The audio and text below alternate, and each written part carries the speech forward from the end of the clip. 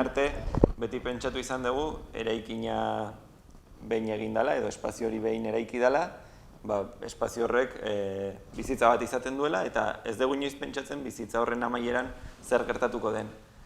Orain pixkanaka eta batez ere ikuspegi zirkularretik begiratuta sortzen diren irizpideak edo aplikatzen diren irizpideak dira hain zuzen ere bizitza maila horretan zer gertatu behar den zaborrak, CO2 isurketak eta materialen isurketak lurraldera edo zabortegietara gertatu ez daitezen.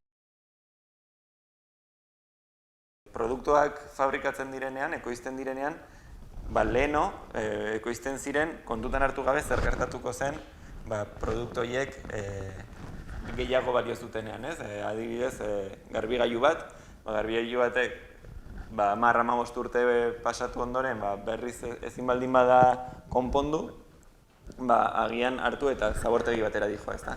Cradle to Cradlek egiten duena da, garbigailu bat edo delako produktu bat, bizitza maila hori iristen zaionean, nola alde batetikan posible den bizitza hori luzatzea eta bestetikan gehiago ezin baldin badegu luzatu, nola errekuperatu ditzazkegun hainbat produktu eta nola tratatu ditzazkegun bertan dauden material eta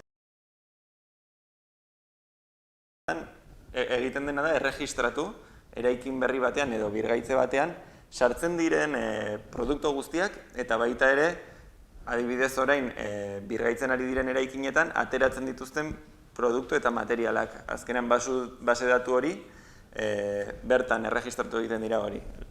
Eraikin batean dauden produktu guztiak, leihoak, estrukturak, altzariak, makinak, ventilaziorako, argiterirako eta bar.